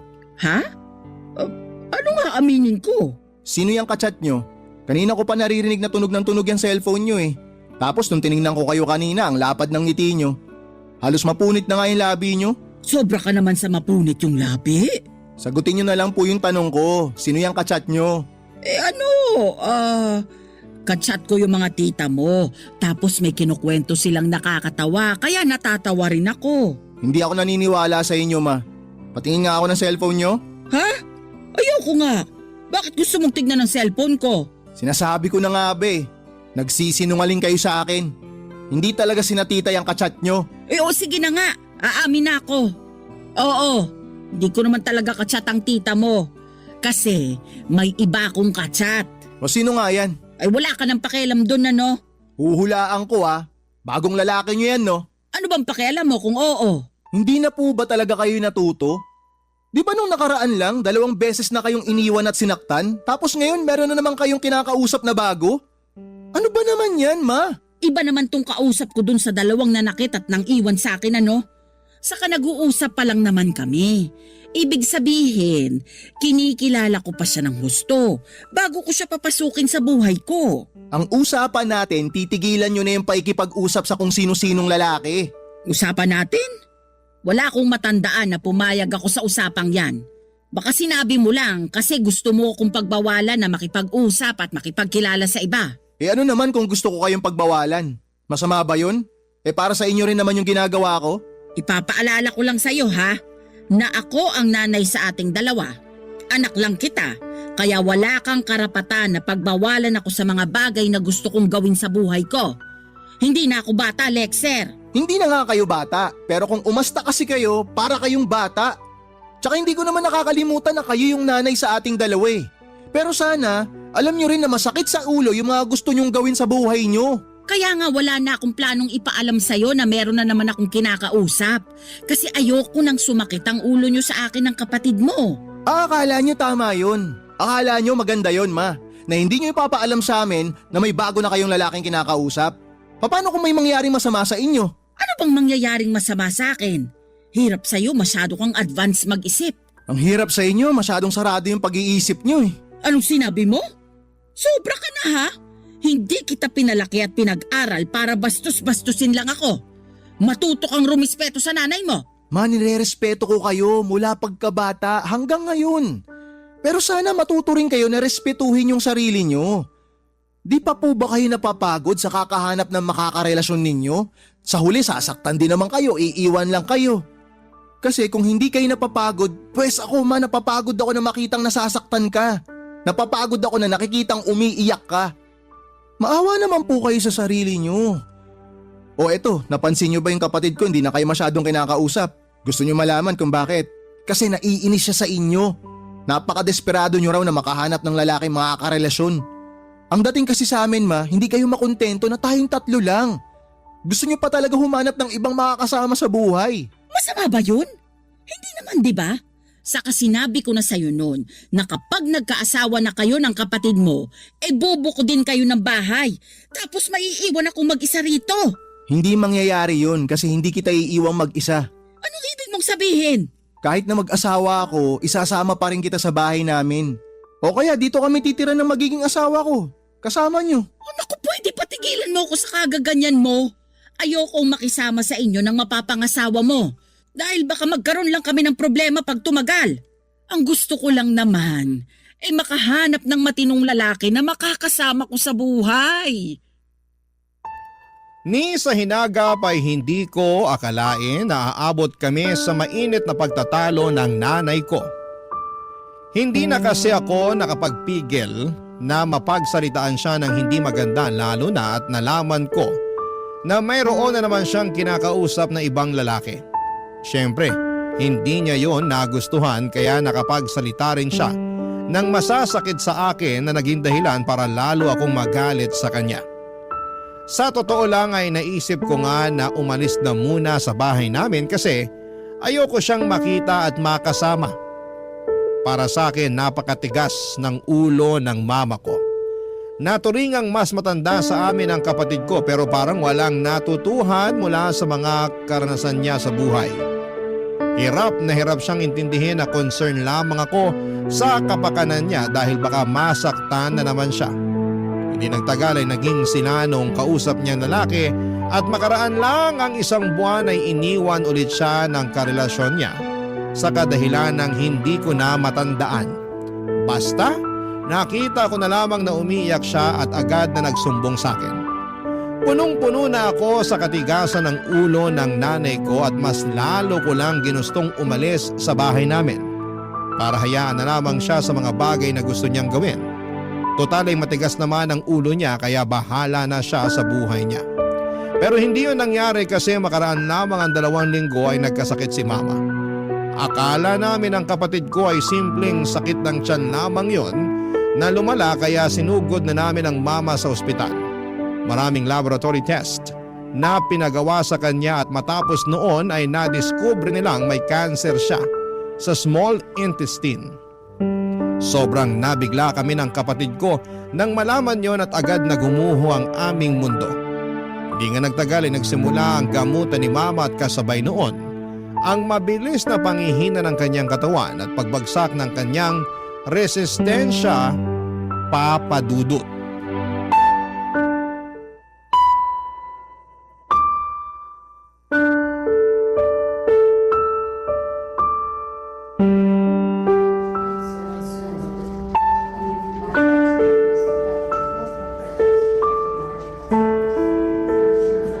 Hindi ko akalain na sa ospital natin sasalubungin ang bagong taon, anak. Akala ko pa naman doon ulit sa bahay natin. Tapos sama-sama tayong 3 ng kapatid mo. Sama-sama pa rin naman po tayong 3 May. Ang kaibahan lang nandito tayo ngayon sa ospital. Ay, hanggang kailan ba daw ako rito? Gustong-gusto ko na kasing umuwi sa bahay natin. Ma, kung ako lang ang tatanungin, gustong-gusto ko na rin po kayong iuwi. Pero sabi po kasi ng doktor, kailangan niyo po muna magpahinga dito. Hindi pa kayo pwedeng lumabas ng ospital. Grabe naman yun. Wala naman akong plano na tumira rito sa ospital habang buhay. Mas makakabuti naman po na nandito kayo para nababantayan kayo ng doktor. Masyado po kasing mabilis yung pagkalat ng kanser eh. Kaya parang alanganin kung iuuwi ko kayo sa bahay. Sobra naman yung Diyos. Kasi binigyan niya pa talaga ako ng ganitong klaseng sakit. Ang bata-bata ko pa para mamatay. Hindi pa po kayo mamamatay, ma. Kaya nga po nagpapagamot tayo eh. Tsaka alam namin ang kapatid ko na may himala. Pag-agalingin po kayo ng Diyos. Basta wag lang po kayong tumigil na manalangin sa Kanya. Naniniwala po ako na kahit mukhang imposible totoo na merong himala. Pag-agalingin ka ng Diyos, ma. Ewan ko, pero nararamdaman ko na baka hindi na rin ako magtatagal. Naman. Huwag naman kayo ganyan magsalita. Nagpapakatotoo lang ako. Saka nararamdaman ko sa katawan ko na baka hindi ko na rin kayanin. Naman eh. Sorry anak, kasi baka hanggang dito na lang ako. Sorry kasi, baka maiwan ko na kayo ng kapatid mo. Alam mo ba, ang sakit-sakit na ng katawan ko. Kahit nga igalaw ko lang ang mga daliri ko, ang sakit-sakit na. Ayoko na rin kumain, wala na akong gana. Nararamdaman ko na talaga na anumang sandali, mawawala na ako. Huwag po kayo magsalita ng ganyan. Hindi pa po kami handa na mawala kayo. Ako rin naman hindi pa handa eh. Siyempre gusto ko pa kayong makita na ikasal, bumuo ng sarili ninyong pamilya at magkaapo pa sa inyo. Kaya lang wala na eh. Wala na tayong magagawa. Baka oras ko na rin talaga. Naisip ko, ayos na yun. Kasi napagtapos ko na kayo ng pag-aaral ng kapatid mo at may kanya-kanya na kayong trabaho. At least, kung aalis man ako, alam ko na maiiwan ko kayo na nasa mabuti na katayuan sa buhay. Hindi na ako mag-aalala na baka magutom kayo o kung ano pa man. Pero kailangan pa po namin kayo, kaya sana lumaban pa kayo, Ma. Lumalaban naman ako sa abot ng makakaya ko. Pero gusto ko lang ding magpaalam sa iyo ng maaga. Sakaling isang araw, hindi na lang ako magising. Anak, huwag mong pababayaan yung kapatid mo ha. Dalawa lang kayo, kaya dapat kayo ang magkakampi sa buhay. Alam ko na independent naman kayo pareho. Pero huwag niyo pa rin kalimutan na kumustahin ang isa't isa, lalo na kapag nawala na ako. Huwag mo rin pabayaan ang sarili mo, Lexer. Maghinay-hinay ka sa pagkakape kasi sumasakit na yung tiyan mo. Alagaan mo ang sarili mo. Huwag kang magpakalunod sa trabaho at subukan mo rin kumilala ng babae na pwede mong makarelasyon. Masarap magkaroon ng asawa at mga anak. Tingnan mo ko. Meron akong mga anak na mabait at maalalahanin. Palagi ko kaya kayong pinagmamalaki ng kapatid mo sa lahat ng kakilala ko. At proud na proud ako sa inyo. Proud na proud din po kami na meron kaming mama na katulad nyo. Na nagtaguyod sa amin kahit na iniwan tayo ni Papa noon. Palagi ko rin po kayong binibida sa mga kaibigan ko, Ma. Kahit nung nag-aaral pa ako sa mga kaklase ko, lagi kayo ang bukang bibig ko. Kahit ngayon na nagtatrabaho na ako. Salamat anak. Hindi mo alam kung gaano mo ko napasaya. Kahit na hindi ako perpektong nanay, kahit na nakagawa ako ng maraming kamalian sa buhay ko, lalo na nung naging desperado ako na makahanap ng karelasyon. Higit pa sa mga bagay na yon, yung pagmamahal ko sa inyo ng kapatid mo. At napagtanto ko na hindi ko kayo kayang ipagpalit kanino man. Sorry kung medyo huli ko na yun nalaman. Ngayon pa talaga, kung kailan bilang na lang sa mga daliri ko sa kamay yung araw na ilalagi ko sa mundo. Papadudot kung masakit na sa akin na makitang umiiyak si Mama noon. Kapag nabibigo siya sa pag-ibig ay dobleng sakit. Hirap at lungkot ang naramdaman ko noong nagkasakit siya at nakaratay na sa higaan. Kulang na lang ay dasalan ko ang lahat ng santo para pagalingin nila ang nanay ko. Ayaw pa namin siyang mawala sa amin pero kitang-kita ko na sobra na rin siyang nahihirapan.